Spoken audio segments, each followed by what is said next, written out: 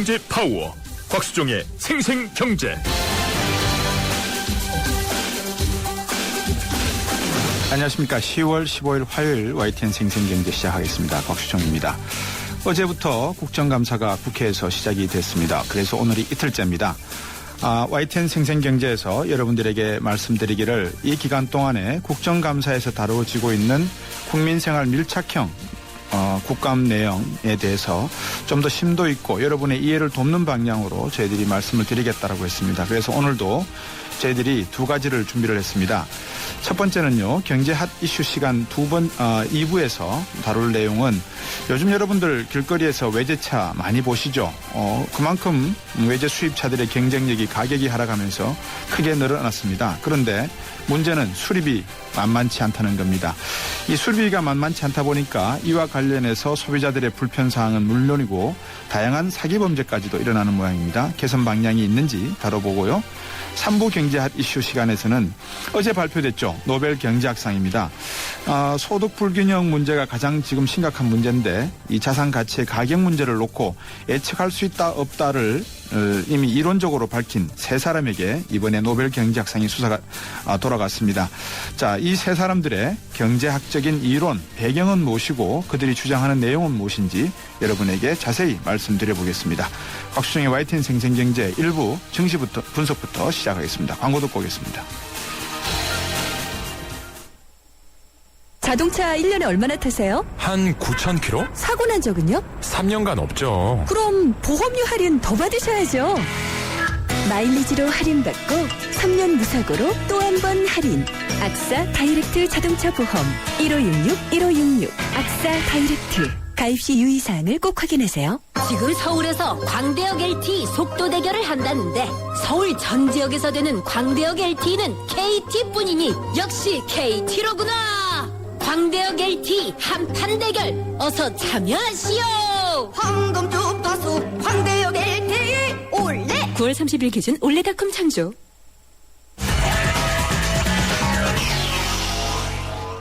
네, 조금 전에 마감됐죠. 오늘 증시 알아보겠습니다. 신한금융투자의 곽상준 팀장입니다. 안녕하세요. 네, 안녕하십니까. 곽상준입니다. 예, 증시가 이제 2050을 코앞에 두고 있습니다. 네, 오늘 드디어 2013년 들어 고점을 기록을 했습니다. 네. 지난 1월 3일 기록을 했었는데요. 장중 고점이 2040까지도 돌파하는 모습. 오늘 2045가 장중 고점이었는데요. 장중 고점 기준으로도 올해 최고치를 기록했고, 네. 종가 기준으로도 오늘 2040.96포인트로 마감되면서 2013년 최고치를 기록했습니다. 오늘 거래소는 20.69포인트, 1.02%가 상승하는 모습 보여주었고요. 네. 대형주와 중형주들이 강세를 보여준 반면 소형주들은 오히려 하락하는 흐름들이 더 많았습니다. 그래서 네. 코스닥 시장 같은 경우는 겨우 0.27%, 1.46포인트밖에 오르지 못한 네. 533.12포인트를 기록하는 모습 보여주었습니다. 예. 첫 번째 궁금한 게 외국인들은 네. 지금 오늘도 3천억 넘게 매입을 했단 말입니다. 네, 맞습니다. 그 배경이 궁금하고요. 두 번째는 네. 자, 이제 양적 완화 가능성이 네. 제넷 앨런 연준 의장이 임명이 아니죠. 뭐라 그럴까요? 추천이 되면서 네. 상당히 연기될 가능성이 있다라고 하는 것에 대한 이 네. 반가운 심리가 지금 작용하는 걸까요? 왜 그렇습니까? 네. 근데 사실은 지난 30거래일 이상, 그러니까 네. 거의 이제 2달 가까운 시간이죠. 거의 외국인들은 하루도 빠짐없이 매수세를 보여주었는데요. 그 사이에도 설왕설래가 많았습니다. 그리고 양적 완화 축소 문제도 이미 그 사이에 네. 한번 벌어졌었는데요.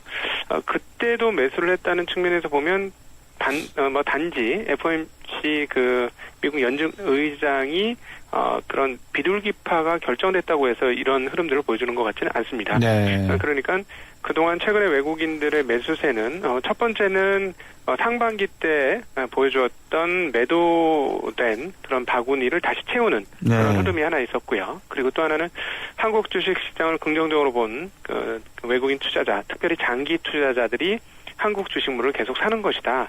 뭐 이렇게 볼 수 있겠고 예전에도 네. 말씀드렸습니다만 통화가치 하락에 대한 일종의 대비책으로 네. 한국 주식시장을 사는 것이고 또 하나는 중국 시장에 대한 지렛대 효과로서 한국 주식시장을 매입하는 그런 흐름도 보여주고 있는 것이다. 이렇게 판단할 수 있을 것 같습니다. 그리고 이제 오늘 그 기술적으로 우리가 이제 차트 흐름상으로 보면은요. 네. 사실은 지금 이 시점이 굉장히 중요한 시점입니다. 2050선을 예. 2년 동안 한 번도 제대로 돌파하지를 못했는데요. 예.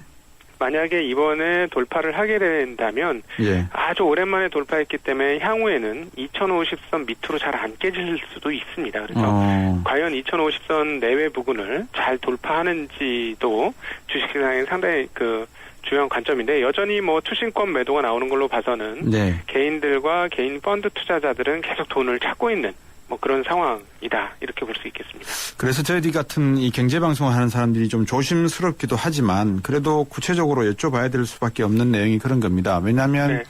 한편에서는 경제 지금 현상이 양적 완화에 따른 이 또 다른 금융의 버블로 만들어진 버블이다. 주식시장에. 네. 네네. 또 다른 한쪽에서는 무슨 소리냐. 시장이라고 하는 것이 그렇게 만만하게 보이느냐. 다 보이지 네. 않는 손에 의해서 새로운 바닥 따지기를 하고 이제 또 올라가려고 준비하는 거다. 이게 지금 두 개가 부딪히고 네. 있거든요. 네네. 어떻게 보십니까? 아까 노벨 경제학상 소득 불균형 관련해서 잠시 예. 이야기를 해주셨는데요. 네. 주식시장에 참여하다 보면 그 흐름 아주 잘 보입니다. 네. 그러니까 소득 불균형이 주식시장에도 보인다라는 것이죠. 계속해서 말씀드렸던 부분인데 네. 기업들은 소득이 좋았습니다. 그러니까 소득이 좋았는데 뭐 굳이 일부러 할인해서 평가할 필요는 없겠죠. 네. 제대로 된 평가를 한다면 한국 주식시장에 지금 그렇게 비싸냐. 지수는 매우 높습니다. 네. 그런데 이제 그 사이에 삼성전자와 현대차의 체력이 과거와 같지 않은 회사가 되었죠. 그러니까 10년 전, 20년 전에 비해서 삼성전자, 현대차는 뭐 한국의 대형 기업에서 이제 세계적 기업으로 발돋움을 하면서 네. 시가총액이 증가했습니다. 그 부분이 지수를 2,000포인트까지 땡긴 네. 아주 큰 이유가 되겠고요.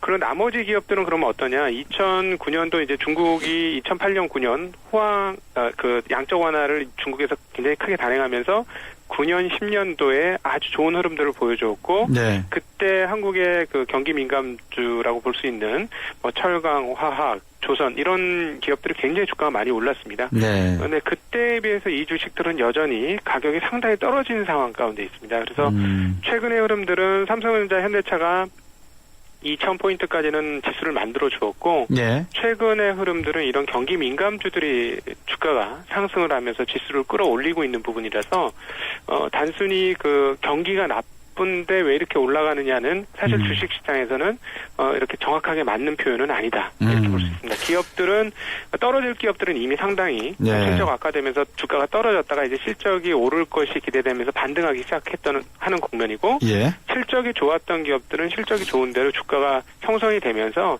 현재의 주가를 기록한 것이다. 그것은 네. 결국 기업들의 소득이 매우 좋았기 때문에 나타난 현상이다 이렇게 볼 수 있겠고 그리고 네. 각각 개별적 기업을 분석해서 투자하는 사람들의 입장에서는 아직도 대형 기업들 중에서는 장부 가치에도 미치지 못하는 주가를 기록하는 기업들이 상당히 많기 때문에 네. 투자할 기업들이 많다 이렇게 보는 시각도 많이 있습니다. 현장에서 직접 보시기에 안 그래도 제가 네. 노벨 경제학상 받은 분들 이야기를 좀 하면서 여쭤보려고 그랬어요.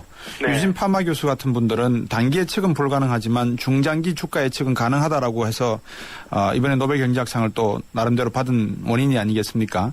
네. 현장에서 계시다 보니까 주가는 단기 예측보다 중장기 예측은 좀 더 정확할 수 있다. 어떻게 보십니까?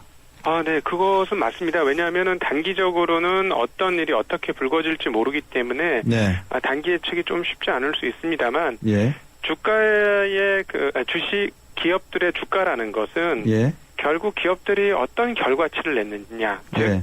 기업들의 실적이 어떻게 났느냐에 따라서 주가가 기업의 실적을 향해 가는 기업의 실적으로 주가가 회귀하는 그런 네. 양상들을 항상 보여줍니다. 회귀하는 양상 과정 중에 과매도 너무 많이 파는 구간이 발생을 하고 또 예. 시장 분위기가 들떠서 과매수 그러니까 버블이 일어나는 그런 과정들이 중간중간에 일어납니다만 과매도가 되었으면 본질 가치로 상승을 하고 과매수가 즉 버블이 끼었으면 본질 가치로 하락을 하는 게 주가의 장기적인 흐름입니다. 그래서 네. 실적을 기준으로 측정을 해본다면 네. 중장기적으로 주가 예측이 그렇게 불가능하지는 않다 이렇게 볼 수 있겠습니다. 나중에 제가 청취자분들에게 방금 해주신 말씀을 덧붙여서 아주 쉽게 설명을 해주셨는데 또 인덱스 펀드에 대해서 설명을 한번 드려볼까 하겠습니다. 오늘 네. 말씀 잘 들었습니다. 고맙습니다. 네, 감사합니다. 신한금융투자의 곽상준 팀장이었습니다.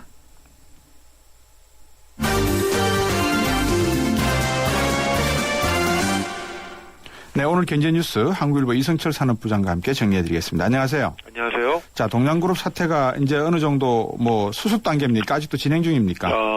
진행 중이고 이제부터는 본격적인 어떤 사실 규명, 예. 그리고 그거에 대한 동양그룹에 대한 제재 아마 이런 수순으로 갈 것 같습니다. 네. 오늘 아마 검찰이 이 부분에 대해서 이제 본격적인 수사에 들어가는 것 같고요. 네. 또 오늘은 금융감독원에서 국민검사 청구를 시행한다 이렇게 밝혔습니다. 네. 이 국민검사 청구라는 게 뭐냐면요. 지난 네. 이제 5월 달에 도입이 됐는데, 예. 200명 이상의 성인이 금융감독원에 자, 이러이러한 부분에서 소비자들이 금융기관에 대해서 피해를 입은 것 같다. 네. 그래서 검사를 해달라고 요청을 하는 겁니다. 예. 그러면은 그게 받아들여지면은 이제 그 금융감독원이 검사에 들어가는. 지금은 이제 금융감독원이 어떤 문제가 있다고 이제 인지가 됐을 경우에 네. 또는 어떤 이번 동양 사태와 같이 이런 큰 사건이 터졌을 때 사후적으로 들어가는 건데 네. 오로지 이제 소비자 권리 구제의 목적으로 네. 소비자들이 스스로 권리 구제를 청구하는 겁니다. 검사를 해달라. 그러면 그거 여부를 이제 심사해서 금융감독원이 이제 받아들여서 가는데 이번에 지난 5월에 도입됐다고 말씀을 드렸는데요.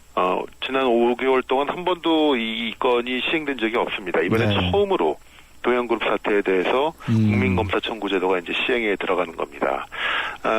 아무래도 이제 CP라든가 회사채라든가 이 개인 투자자들의 피해 규명 이것이 이제 이번 검사의 핵심이 될 것 같은데요. 네. 한 600명 정도의 동양 그 CP 피해자들이 이번에 국민검사 청구를 요청을 했다고 합니다. 예. 그래서 이번에 수용하기로 한 거고. 원래는 이제 지금 동양그룹의 CP라든가 회사채를 보유한 투자자가 개인 같은 경우에 한 4만 5천 명 정도 되는 것 같고, 네. 이분들을 다 전수조사해야 된다, 뭐 이런 얘기도 있었습니다만, 그 물리적으로 이제 좀 어렵기 때문에, 일단 국민검사를 청구한 600명의 피해 사례에 대해서만 전수조사를 하게 된다고 합니다. 네. 그렇게 되면 이제 어느 정도 이제 피해 유형이라든가 또 불법 사례들이 드러나기 때문에 그거에 따라서 전체적인 구제 문제가 나올 수도 있을 것 같고, 이번 사안의 이제 중대성을 고려해가지고 특히 이제 불안전 판매 쪽에 어떤 특별검사 전담반을 구성을 해가지고 네. 검사에 들어간다고 합니다. 이렇게 쉽게 말하면 CP라든가 회사채를 팔면서 불안전 판매가 있었는지 쉽게 말해 마치 원금이 보장되는 것처럼 어떤 일이 있어도 원금이 보장되는 것처럼 속인 것은 아닌지 또 동양그룹은 전혀 문제가 없다고 하면서 이런 상품을 판 것은 아닌지 네. 이런 판매 과정상의 문제를 아마 들여다보게 될 것 같고요. 네. 이것과 관련해서 지금까지 그 금융감독원이 이제 미스터리 쇼핑이라는 제도를 운영해 왔습니다. 그게 뭡니까? 일종의 암행 감찰 같은 건데요. 예. 소비자를 가장을 해가지고 금융기관에 가서 뭐 펀드를 사기도 하고 예. 보험을 사기도 하는 겁니다. 근데 예. 혹시 그 과정에서 마치 변동금리 상품을 이 원금 보장 상품처럼 이렇게 속여서 파는 불안전 판매가 있는지 여부를 알기 위해서 이제 일종의 암행 감찰 같은 걸 하는 건데 지금까지는 네. 주로 변액보험 상품이라든가 또 펀드 판매 말씀드린 것처럼 이 원금이 보장되지 않는 이 수익형 상품에 대해서 마치 원금이 보장되는 것처럼 속인 것은 없었는지 네. 이런 걸 봤는데 앞으로는 이번 동양 사태를 계기로 해서 CP라든가 이 회사채 이런 쪽에 대해서도 미스터리 쇼핑을 실시를 하겠다 이렇게 지금 밝히고 있습니다. 지난주 금요일에도 안 그래도 우리 김용호 변호사하고 또 갑자기 생각이 조남희 소비자원 원장이 오셔가지고 토론을 하셨는데 네. 이 소송 문제를 놓고 두 분이 상당히 좀 이견이 있었어요. 네. 예, 근데 어쨌든 금융소비자원에서 전수조사 4만 5천 명에 대한 전수조사를 요구를 했는데 일부에 대해서 받아들였다라고 하는 내용이 오늘 여러분에게 전해드리겠습니다. 두 번째는 소셜커머스 할인율 과장이 상당하다는데 어떤 내용입니까? 소셜커머스가 요즘 굉장히 보편화되어 있습니다. 여기에 들어가면은 각종 상품들을 싸게 구입할 수 있는 티켓 같은 것도 있고 여러 가지가 있는데 굉장히 빠른 속도로 보급이 되고 있는데요. 예.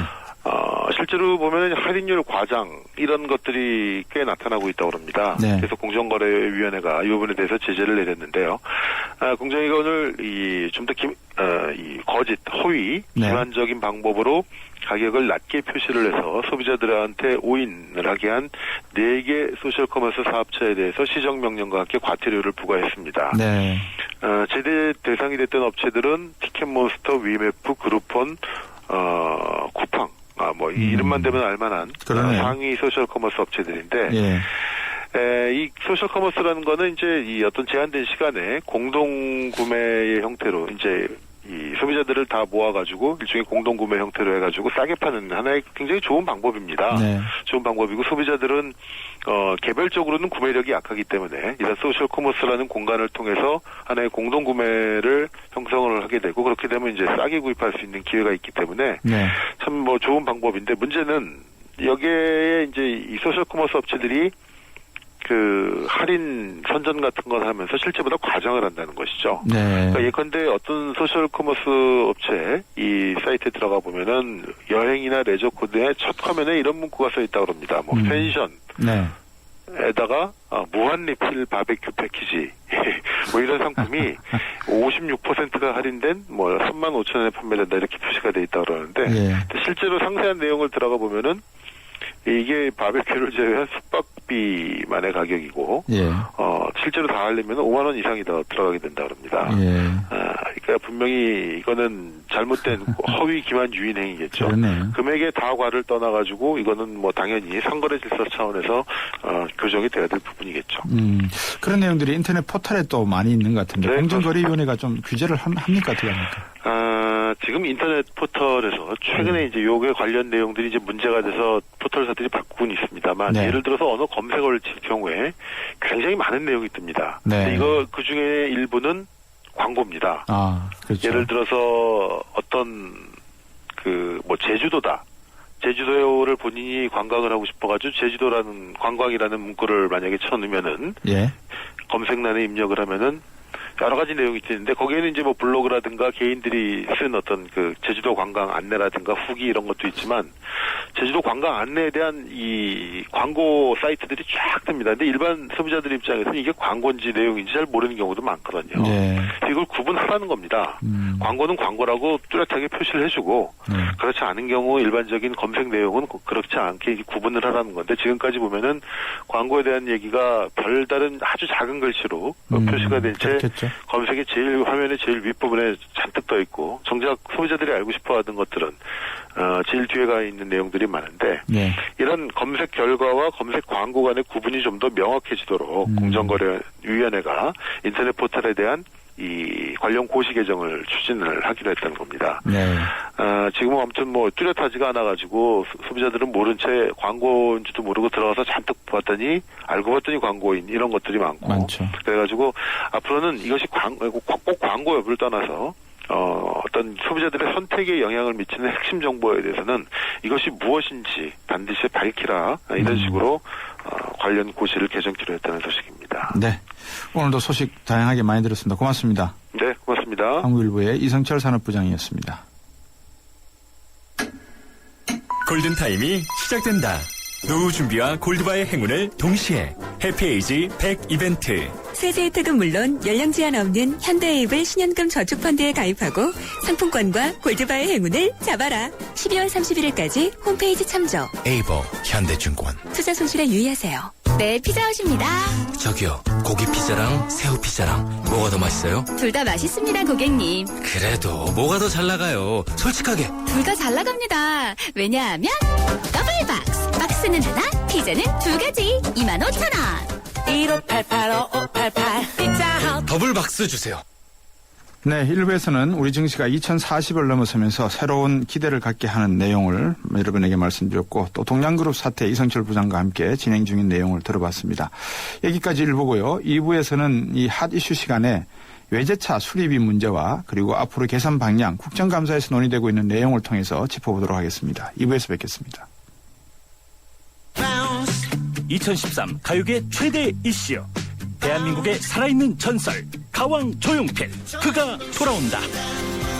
음악으로 대중의 정서와 공감을 이루며 함께 호흡하는 무대 위의 거인 조용필.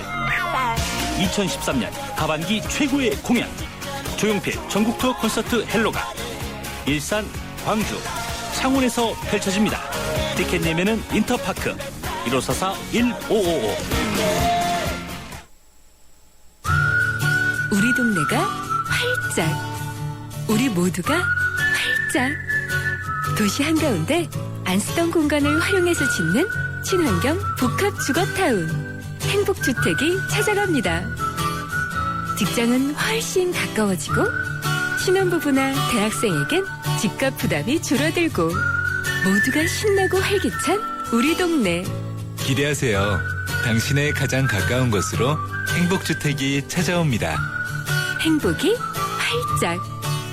이 캠페인은 국토교통부와 LH, 코레일, 한국철도시설공단이 함께합니다.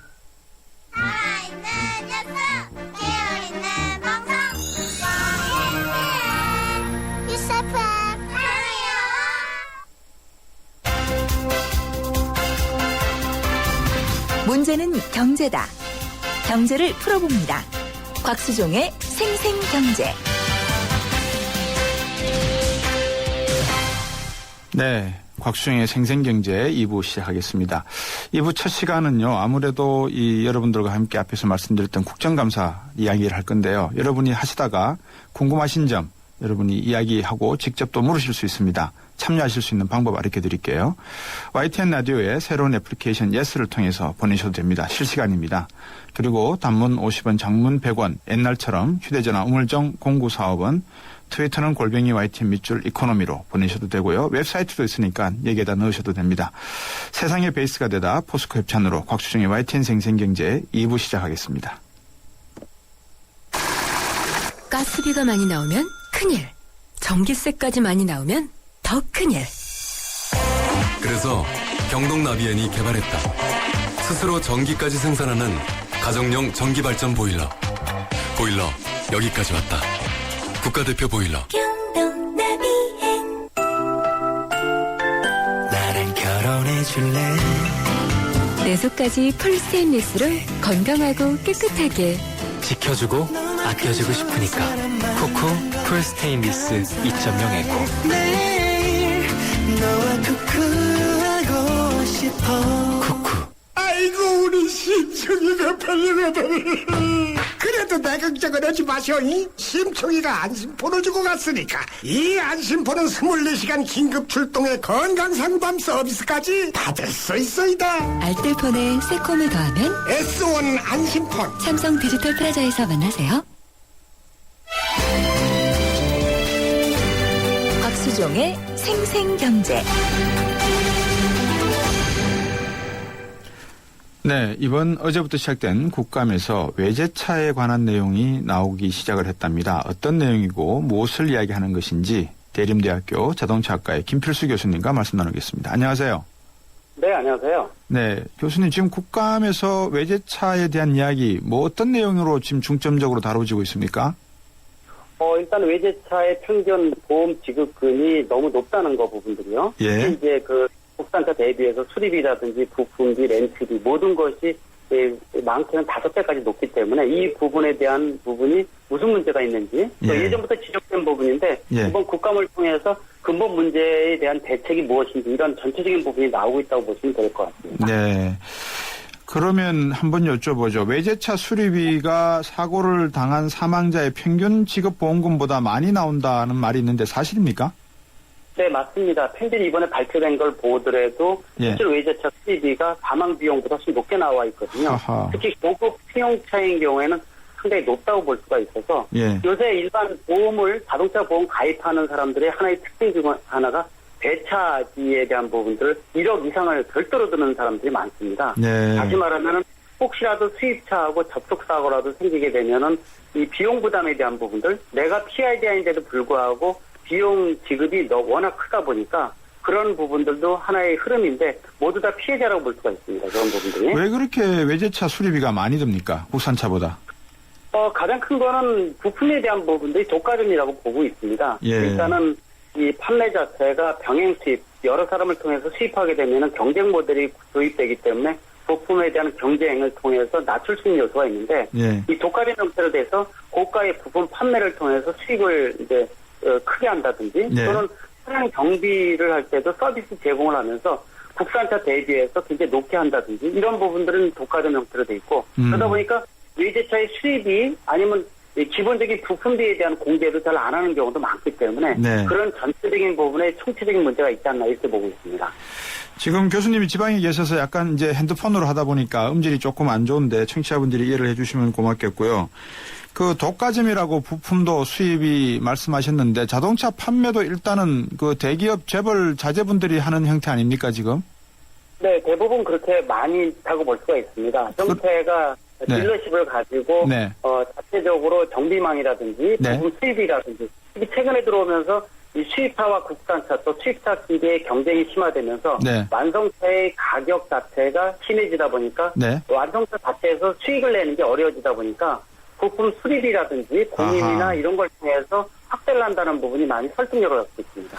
한때는 아우디라든지 BMW 같은 외제차가 가격이 2천만 원씩 급락하던 때가 있었거든요. 경쟁 때문에. 네.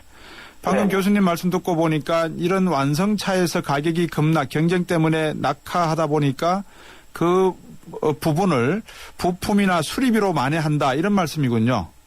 네, 그렇습니다. 그런 부분들이 많이 제기되고 있고요. 또 네. 관련된 자료도 많이 나와 있으면서 특히 가장 중요한 것은 다른 선진국 외국과 비교해서 같은 부품인데도 국내가 월등히 비싸다는 게 많이 확인되고 있거든요. 왜 국내가 물론, 월등히 비쌉니까?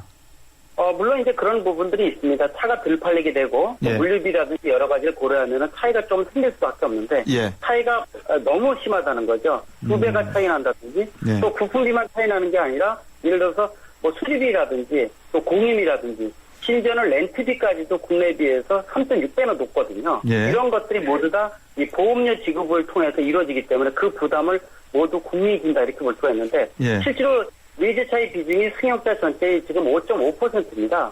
근데 보험사들이 지급하는 보험금은 18%거든요. 네. 다시 말하면 그 부분에 대한 부분들을 이 보험금으로 모두 지급을 해주고 있다라는 측면이 상당히 문제라고 볼 수가 있습니다. 아하, 그렇군요. 제 주변에 이렇게 이야기를 들어보면 요새 그 말씀하신 대로 부품값이 비싸고 하다 보니까 직접 본인이 인터넷을 통해서 독일에 있는, 벼룩 시장을 통해서 부품을 수입을 해서 그 부품을 가지고 아는 정비 공장에 가서 수리를 해서 여러 가지 비용을 절감하는 노력들을 하신다고 하는데 이게 자동차 사고와도 어떻게 보면은 더 증가시키는 요인이 되지 않겠습니까? 그럴 수 있습니다. 그리고 문제가 됐을 때는 실제로 이 무상 보증에 대해서 문제를 삼을 수 있거든요. 네. 실질적으로 이 엔진오일 같은 경우만 하더라도 지정된 부분들 제대로 안 갈게 되면은 무상 AS를 받을 때 이것저것 여러 가지 핑계대면서 안 해주는 경우도 생기기 때문에 네. 지금 말씀하신 대로 외국에서 인터넷을 통해서 구입을 해서 하게 됐을 때 문제가 생기게 되면은 그거의 책임 소재에 대해서도 상당히 문제가 될 수가 있습니다. 네. 그런 측면에서 보게 되면 상당히 문제가 야기되는 부분이기 때문에 근본적인 대안이 나와야 된다 이렇게 분명히 강조할 수 있습니다. 오늘 국회에서 이야기 좀 하면서 근본적인 대안에 대한 논의도 좀 있었나요? 그런 부분들이 얘기 많이 나오고 있습니다. 매번 강조되는 부분들이거든요. 네. 의료 입법을 통해서 의무적으로 수입차의 부품에 대한 자주 갈아주는 소모품에 대한 것들을 공개를 통해서 알려주는 소비자한테 알려주는 것도 의무화를 좀 시키고 있고요. 예. 그런 부분들. 예. 또 예를 들어서 실질적으로 부품의 다원화라든지 가장 중요한 것은 대체품을 즉 BOEM 부품이라고 그러는데 국내에 생산해주는 것이 상당히 중요하거든요. 예. 다시 말하면은 이 수입품을 외국에서 다 들어오지 말고 네. 국내 수입품을 부품을 만드는 기업이나 예. 세계적인 수준이기 때문에 네. 자주 활용하는 소모품을 국내에서 몇 가지 부품을 생산한다면은 네. 물류비라든지 비용을 몇 분의 1을 낮출 수 있기 때문에 그런 부분들을 활성화해야 된다는 부분들이 강조되고 있습니다. 네. 한 가지 구체적인 질문을 드리고 싶은 게 앞에서도 대충 요약해서 말씀을 해 주셨어요. 외제차하고 국산차하고 사고가 났을 경우에 국산차의 과실이 적다 하더라도 보험 지급을 놓고 보면 오히려 더 우리가 보험 지급료율이 높아지는 외제차에 대한 수리비가 많아지니까 말입니다. 네네. 그다음에 또 외제차는 또 렌터비까지도 이쪽 사고를 낸 당사자가 또 부담을 해야 된다 이런 내용까지 있는데 이런 네네. 점에 대해서의 어떤 국회에서 논의되고 있는 국감에서 논의되고 있는 사안은 없습니까?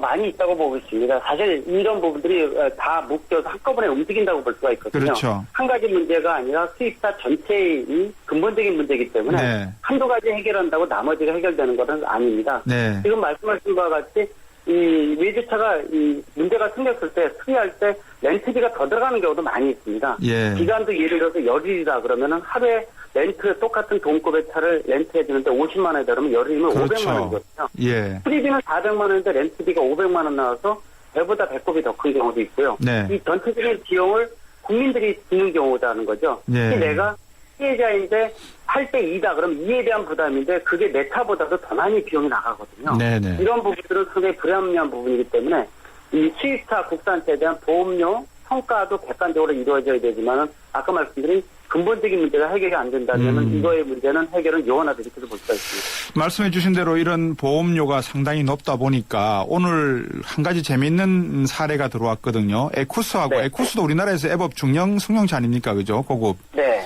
벤츠 승용차를 고의로 추돌 사고를 낸 다음에 4천만 원 보험금을 챙기는 일당이 불구속 입건됐다는 이런 소식이 들어왔거든요.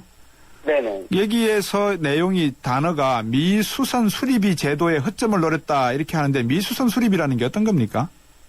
이거를 다른 말로 수리비 현장 지급제도라고 보통 얘기를 하는데요. 예. 보통 접촉사고가 생기게 되면 특히 수입차 같은 경우에는 이 수리 기간도 오래 길다 보니까 보험사에서요. 예. 차주한테 미리 사건을 종료하기 위해서 또 수리 비용을 줄이기 위해서 현금을 바로 지급하는 제도입니다. 아, 예. 그거를 악용을 해서 이 사고를 일본에 낸 다음에 현장에서 지급 제도를 통해서 현금을 받아서 사라지는 이런 것이 이제 지금 이번 사건이라고 볼 수가 있거든요. 아. 사실 이런 경우가 굉장히 보편적으로 많이 일어나고 있는데 예. 이게 차주들 입장에서도요.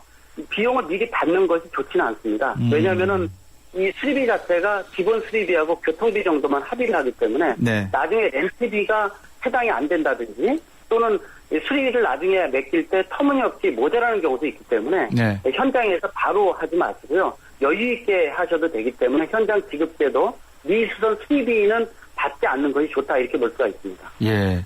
이제 외제차도 국내에 들어와서 국산차하고 경쟁을 하게 되고 우리나라 소득 수준이 뭐 아직은 어떨지 모르겠습니다만 향후에 높아진다라고 가정을 한다 그러면 차에 대한 관심들이 국민들이 많이 높아져 가실 것 같거든요. 네. 그래서 외제차도 차별로 등산 산악용 차가 있고 도로 주행용 차가 있고 이런 것을 구별을 해서 이제 수입도 되고 사람들이 선호를 하게 될 건데 소비자들이 무작정 외제차라고 해서 이렇게 수입만 해서 그 차를 타고 다녀서 느끼는 그런 어떤 지위적인 우월감 이거를 느끼기보다는 현실적인 편리성을 더 강조를 해야 됩니까? 어떻게 우리가 차를 구매를 할 때 그러면 초점을 둬야 될까요? 네, 맞는 말씀입니다. 사실은 차에 대한 부분들은 특히 우리나라 같은 경우는 재산의 한 가치라든지 사회적 지위라든지 이런 잘못된 부분들이 최근에 들어서 많이 사라지는 것이 사실입니다. 네. 그러나 아직도 많이 남아있는데 수입차는 사실 줘도 못 구는 경우도 많이 있습니다. 예. 왜냐하면 부상 AS 기간이 끝난 다음에 실제로 수리비라든지 부품 몇 번만 당하다 보면은 이 차값 이상이 나온다 이렇게 볼 수가 있기 때문에 네. 가장 중요한 것은 차는 단순한 이동 수단이라고 생각하시는 게 가장 좋고요. 예. 또 중요한 것은 차를 구입할 때보다도 운영할 때 운영 경비가 어떻게 들어가냐가 더 중요한 관점이고 연비가 더 중요하기 때문에 네. 그런 부분에 포인트를 두고 차를 구입하는 특히 우리나라 국산차가 수입차에 비해서 떨어지지는 않습니다. 더 예. 좋은 것도 많고 예. 그런 부분을 좀 강조를 해서 이 구분 없이 실질적으로 나에게 필요한 게 무엇인지를 전체적으로 따져서 구입하는 그런 요령이 필요하지 않나 이렇게 보고 있습니다. 결국은 그렇게 자동차 산업이 발전하려면 주변 산업도 같이 발전을 해야 되고 정보도 결국은 넘쳐 흘러야 되는데 우리나라에서는 아직까지 그런 정보라든지 교육, 홍보 부족하지 않나 하는 생각을 해봤습니다. 오늘 말씀 잘 들었습니다. 네, 감사합니다. 대림대학교 자동차학과의 김필수 교수님이었습니다. 곽수종의 생생경제를 다양하게 만나는 방법. YTN 라디오 앱 예스와 YTN 라디오 웹사이트, 팟캐스트를 통해서 실시간 청취와 다시 듣기가 가능합니다. 언제 어디서나 손쉽게 만날 수 있는 곽수종의 생생경제. 참 좋다.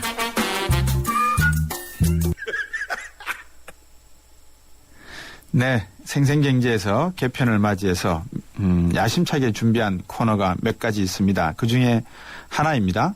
따져보자 경제기사 시간입니다.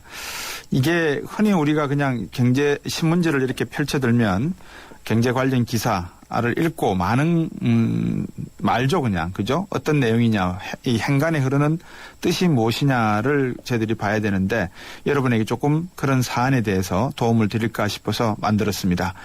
도와주실 분은요 뉴스핌의 김윤경 기자입니다. 안녕하세요. 네, 안녕하십니까? 네, 자 오늘은 첫 시간인데 네. 우리 김윤경 기자하고 어떤 이야기를 가지고 우리 청취자분들에게 경제 기사에서 놓치기 쉬운 그런 말씀들을 네. 한번 들려드릴까요?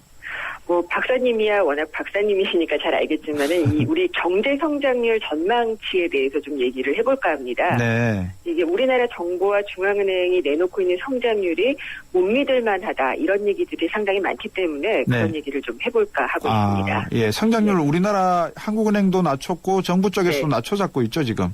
예, 지금 정부는 공식 전망치가 내년 경제가 3.9%가 성장할 것으로 보고 있고요. 예. 최근에 한국은행은 3.8%로 낮췄습니다. 예. 근데 국제통화기금, IMF나 세계은행, 또 아시아개발은행, 네. 미국 정부나 연방준비제도 다 경제성장률 전망치, 물가 전망치 이런 것들을 계속 내놓고 있고 네. 또 뭐 개인들도 다들 챙겨보고 계실 겁니다. 근데 물론 이게 학문적으로 여러 가지 그 기반을 가지고 경제를 예측을 하는 것이니까 틀릴 수도 있습니다. 네. 그렇지만은 이게 오차가 적어야지 아무래도 신뢰가 생길 텐데 우리나라 성장률에 대한 자체적인 전망들을 보면은 일단 너무 낙관적으로 지르고 보는 것이 아닌가라는 생각이 좀 들기는 합니다. 예. 네, 정부로서는 국민들의 불안 심리를 좀 가라앉히기 위해서 그렇게 했을 수도 있겠다라고 생각을 하겠지만은 네. 지금 우리가 세계 경제에 대한 정보를 바로바로 접할 수 있는 시대고요. 네. 또 개인들의 학습 능력도 뛰어나기 때문에 정부가 그냥 뭐 다 가려놓고 괜찮다. 우리는 이만큼 성장할 수 있다라고 해서 그냥 믿지는 못합니다. 그렇지만 그래도 좀 장밋빛 전망치가 제시되어 온 것 같아서 그런 말씀을 좀 드리고 싶습니다. 아주 중요한 말씀을 하셨네요. 사실 민간 연구기관이나 경제 관련 연구기관들이 정부의 눈치를 안 볼 수가 없잖아요. 그렇죠. 예. 예. 그래서 정부가 예를 들어서 한국은행이나 정부가 내년도 3.9%다 그러면은 예를 들어서 민간 연구기관 하나가 3.5%다 그렇게 이야기를 하면 0.4%포인트 차이가 나지만 실제로는 이 사람들은 한 2.8로 보고 싶은데 겨우 눈치 봐서 그렇게 이야기했다 이렇게 이해하면 되는 거죠. 속 시원하게 말씀을 해주셨는데 실제로 그렇습니다. 그래서 한국은행 같은 경우는 지난 7월에는 아예 성장률 전망치를 올리기까지 했습니다. 그래서 내년에는 4%가 성장할 수 있다라고 얘기를 했었는데 이거를 IMF가 지난 8일에 전체적으로 세계경제 성장률 전망치를 조정을 하면서 우리나라 성장률도 원래는 3.9%로 제시를 했다가 3.7%로 낮췄습니다. 아하. 그러니까 바로 이틀 뒤에 성장률 전망치를 낮췄는데 미국의 양적 완화 축소로 인해서 내년 세계 경제 성장률이 좀 낮아질 수가 있고 또 교역이 증가하는 것도 좀 더뎌질 수가 있다라고 얘기를 했습니다. 근데 이런 이유가 10월에 갑자기 생긴 건 아니거든요. 그동안 금융시장에서는 이미 버닝키 쇼크다 해가면서 미국의 양적 완화 축소 가능성을 예상한 그런 움직임을 보여왔었고요. 그랬는데도 7월에는 전망치를 4.0%까지 올렸다가 석 달 만에 다시 또 제자리로 돌려놨습니다. 그래서 계속해서 저는 세계 경제나 이런 것들을 보고 있기 때문에 속된 표현을 쓰자면 이게 장난을 하는 건가라는 좀 생각도 좀 들었는데 상황이 급변한 것도 아니고요. 그러니까 어제 오늘의 변수도 아닌 이유를 대면서 성장률 전망치를 하향 조정하니까 조금 그런 생각이 들었습니다. 제가 연구소에 있을 때는 이런 표현을 썼습니다. 숫자 가지고 드리블 한다 그랬습니다. 네네. 무슨 말씀인지 이해하실 수 있을 것 같습니다. 특히 한국은행, 우리나라의 경제정책의 핵심 아닙니까, 그죠? 네. 자주 바뀌어왔어요. 왜 그렇습니까? 네, 지난 2년 동안 세봤더니 11번이나 경제 성장률 전망치를 바꿨습니다. 작년 성장률 전망치가 6번을 낮췄고 1번 올렸고요. 또 올해치 전망치에 대해서도 4번이나 내렸다가 한 차례 올렸습니다. 이렇게 내리는 것이 많다는 것은 그만큼 높게 제시를 했기 때문이다라고 생각을 할 수가 있을 것 같습니다. 근데 이게 성장률이라는 것이 숫자가 적기 때문에 뭐 3%, 4%대이기 때문에 뭐 하나 정도 낮추는 것, 뭐 0.1%포인트 낮추는 것이 별게 아니다라고 생각하실 수도 있을지 모르겠습니다만 그렇지가 네. 않습니다. 우리나라 국내 총생산 GDP가 1,300조 원에 육박을 하고 있고요. 네. 그러니까 연간 성장률 0.1%포인트 조정이라고 하면 결코 작은 게 아닙니다. 그리고 또 이 한은이 내놓는 성장률 전망치를 보고 민간 기업들은 사업 계획을 세우게 되고요. 또 개인 차원에서도 투자 계획을 세우고 하는데 지난 2, 3년간만 해도 이렇게 많이 올려놨다가 내리고 올렸다 내리고 이렇게 하는 과정을 거치게 되니까 이미 좀 양치기 소년처럼 취급받고 있는 게 아닌가 이런 생각도 좀 들었습니다. 그렇군요. 이 청취자분들이 많이들 궁금해하세요. 어떻게 전망을 하느냐. 네. 제가 이렇게 간단하게 설명을 좀 드리면 이렇거든요. 우리나라가 수출 경제지 않습니까? 네. 그래서 내년도 수출 전망이 어떨 것인가를 보면 일단 GDP 전망치를 잡습니다. 네. 그다음에 수출이 좋을지 나쁜지를 알기 위해서는 미국 경제가 좋을지 유럽 경제가 좋을지 중국 경제가 좋을지를 봐야 되지 않습니까? 네네. 그래서 미국 경제, 유럽 경제, 중국 경제를 예측을 해야 됩니다. 그런데 예. 세상에 미국 경제, 중국 경제, 유럽 경제를 어떻게 우리가 예측을 합니까? 말이 안 되죠. 그렇죠. 예. 이러다 보니까 이제 자꾸 바뀌는 것 같은데 그러다 보니까 한국은행 경기 전망도 단명이다. 이거 뭐 하루살이다. 네. 이런 거 같은데 눈치 보는 건 아니겠죠, 설마? 그런데 그럴 수는 있다고는 봅니다. 그러니까 네. 정부의 의지와 같은 방향을 보여주는 것은 있을 수도 있는 것이라고 보는데요. 예. 근데 중앙은행은 원칙적으로는 통화정책의 컨트롤 타워로서 독립적인 존재라는 그런 점을 또 강조를 하지 않을 수가 없을 텐데 네. 만약에 정부나 정치권에서 낙관적인 전망을 보여줘라 아니면 이제 경기 부양을 하고 있으니까 중앙은행도 좀 따라줘라라고 간접적으로 압박을 한다고 해도 필요하지 않다면은 하지 않을 권리도 있습니다.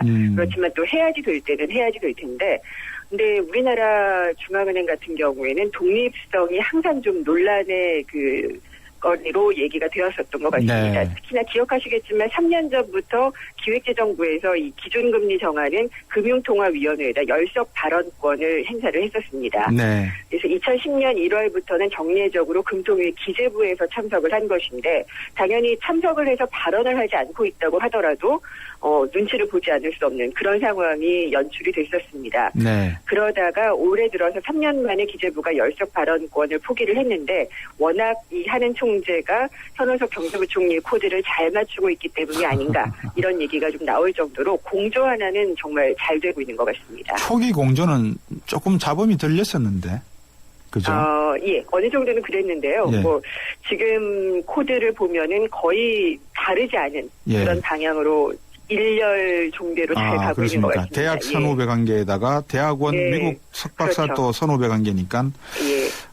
어떻게든 그렇다면 지금 한은이 앞에서도 제가 우리 김윤근 기자한테 웃으면서 여쭤봤는데 네. 한은이 우리나라 잠재 성장률 예를 3.5다 그럼 3.5보다 좀 높게 놓으면 네. 이건 경기가 좋다는 뜻이고 3.5보다 좀 그렇죠. 내려놓으면 이거 경기가 안 좋다는 뜻이다 이렇게 이해해도 되겠습니까? 네, 그래서 지금 잠재 성장률은 뭐 3%, 3.5% 이 정도인데 네. 3.8%로 보고 있으니까 이것도 사실 매우 낙관적인 전망치라고 할 수가 있습니다. 택도 없는 이야기네요. 예. 그렇죠. 예, IMF가 3.7%로 보고 있고요. 네. ADB가 3.5로 보고 있습니다. 예. 그러니까 상당히 좀 높게 보고 있는데 예. 외국계 투자은행들은 우리나라 경제에 대해서 또 거침없이 얘기를 많이 하고 있잖아요. 예. 가장 비관적으로 제시한 곳의 성장률을 봤더니 내년 성장률을 2.6%로 제시한 곳이 있더라고요. 예. 그리고 대개는 3%대 초중반에 보고 있으니까 잠재 성장률 정도의 성장, 그러니까 거의 제자리라고 보고 있는데 한국은행이나 정부는 굉장히 좀 높게 잡고 있는 것입니다. 네, 이게 2.6%가 제가 알기로는 JP 모건입니다.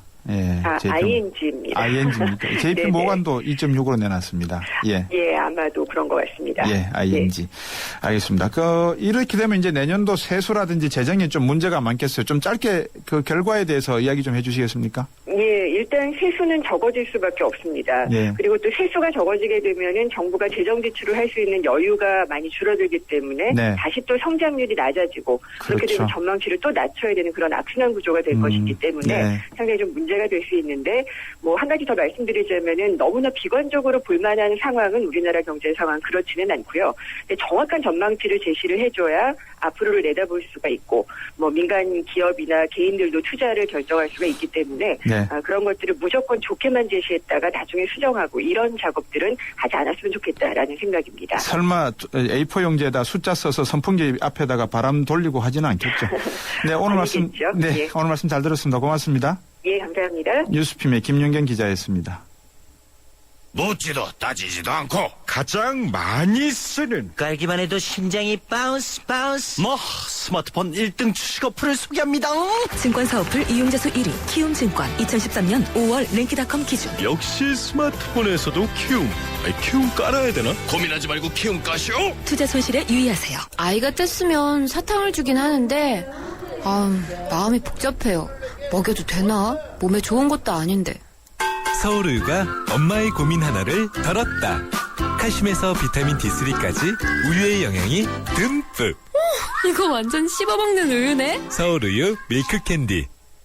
모두가 하고 싶어하는 일보다 누군가 해야 하는 일을 하자. 오늘의 이익보다는 내일 더 필요한 일을 하자. 함께할 때 더 큰 가능성을 창조할 수 있기에 함께 더 멀리 내일을 키우는 에너지 한화. 짧아서 더 아쉬운 가을. 그래서 쉐보레가 10월 특별 혜택을 준비했습니다. 쉐보레 차량 구매 시 최대 120만 원 특별 지원. 스파크 또는 크루즈 디젤 구매 시 최대 36개월 무이자 할부. 최대 36개월 1.9% 초저리 할부. 쉐보레 혜택으로 즐거운 가을 여행을 떠나보세요. 일부 차종 제외 10월 31일까지. Chevrolet. Find new roads. 네, 앞서 외제차 바가지 수리비에 대해서 인터뷰했었죠. 예스를 통해서 백경기님이 보내주셨습니다. 외제차 값을 내리는 대신에 부품값을 상대적으로 올린다면 외제차 회사들은 국내 보험사에서 수익을 보전한다 봐도 되는 거 아닙니까? 빠른 정책적 대처가 필요할 것 같습니다 하셨습니다. 고맙습니다. 계속해서 이런 문자 YTN 예스 애플리케이션을 통해서 보내주셔도 됩니다. 그리고 여러분께서 같이 이렇게 이야기하면 앞으로 저희들이 진행하는 데 많은 도움이 되겠습니다. 3부에서 뵙겠습니다.